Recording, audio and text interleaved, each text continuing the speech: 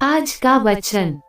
पहला पाठ लेवी का ग्रंथ अध्याय 19 पद संख्या 1 से 2 और 11 से 18। प्रभु मूसा से बोला, इस्राएलियों के सारे समुदाय से यह कहो, पवित्र बनो, क्योंकि मैं तुम्हारा ईश्वर पवित्र हूँ। चोरी मत करो, झूठ मत बोलो और अपने पड़ोसी को धोखा मत दो। अपने ईश्वर का नाम अपवित्र करते हुए मेरे नाम की झूठी शपथ मत लो।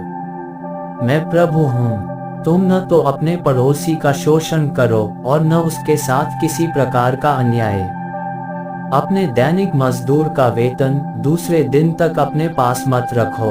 तुम न तो बहरे का तिरस्कार करो और न अंधे के मार्ग में ठोकर लगाओ, बल्कि अपने ईश्वर पर श्रद्धा रखो। मैं प्रभु हूँ। तुम न्याय करते समय पक्षपात मत करो। तुम न तो दरिद्र का पक्ष लो और न धनी का मन रखो। तुम निष्पक्ष होकर अपने पड़ोसी का न्याय करो। तुम न तो अपने लोगों की बदनामी करो और न अपने पड़ोसी को प्रानंद दिलाओ। मैं प्रभु हूँ। अपने भाई के प्रति अपने हृदय में बैर मत रखो।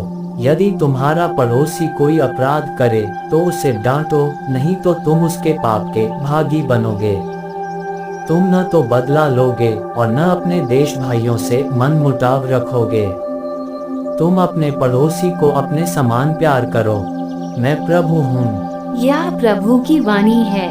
सुसमाचार संत मत्ती अध्याय 25 पद संख्या 31 से 46। जब मानव पुत्र सब स्वर्गदूतों के साथ अपनी महिमा सहित आएगा, तो वह अपने महिमा में सिंहासन पर विराजमान होगा और सभी राष्ट्र उसके सम्मुख एकत्र किए जाएंगे। जिस तरह चरवाहा भेड़ों को बकरियों से अलग करता है, उसी तरह वह लोगों को एक दूसरे से अलग कर देगा। वह भेड़ों को अपने दाएं और बकरियों को अपने बाएं खड़ा कर देगा। तब राजा अपने दाएं के लोगों से कहेंगे, मेरे पिता के कृपा पात्रों, आओ और उस राज्य के अधिकारी बनो जो संसार के प्रारंभ से तुम लोगों के लिए तैयार किया गया है। क्योंकि मैं भूखा था और तुमने मुझे खिलाया, मैं प्यासा था और तुमने मुझे पिलाया, मैं परदेशी था और तुमने मुझको अपने यहाँ ठहराया, मैं नंगा था और तुमने मुझे पहनाया, मैं बीमार था और तुम मुझसे भेंट करने आए, मैं बंदी था और तुम मुझसे मिलने आए। इस पर धर्मी उनसे कहेंगे, प्रभु, हमने कब आपको भूखा देखा और खिलाया, कब प्यासा देखा और पिलाया? हमने कब आपको परदेशी देखा और अपने यहाँ ठहराया, कब नंगा देखा और पहनाया? कब आपको बीमार या बंदी देखा और आपसे मिलने आए?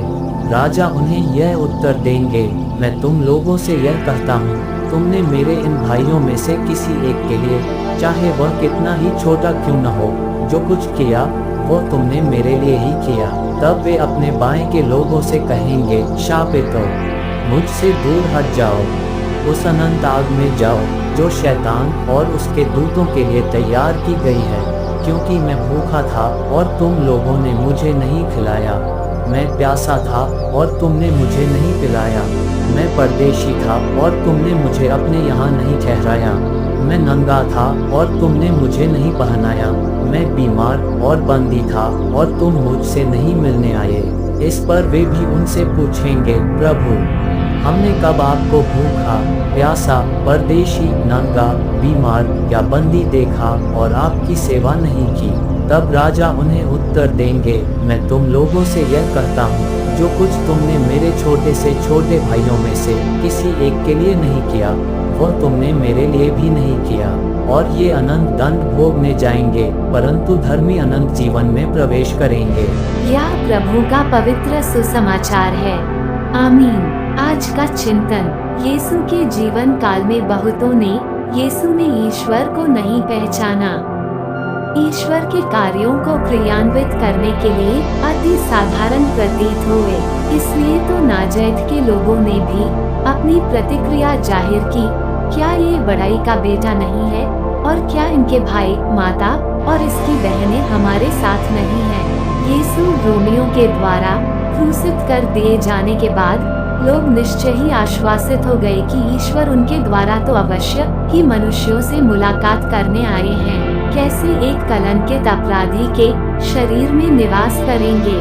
फिर भी हम में से बहुत से लोग विश्वास करते हैं कि ईश्वर उनमें निवास करते हैं। उनके दुख भोग, पुनरुत्थान और आरोहण के द्वारा तो ये बात और भी प्रबल रूप से सिद्ध होती है कि ईश्वर हमारे साथ है।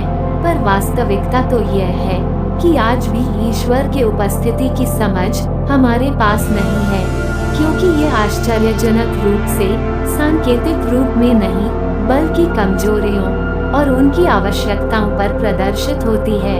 इसलिए यीशु भी कहते हैं, जो भी मेरे नाम में इन बच्चों का स्वागत करता है वो मेरा स्वागत करता है।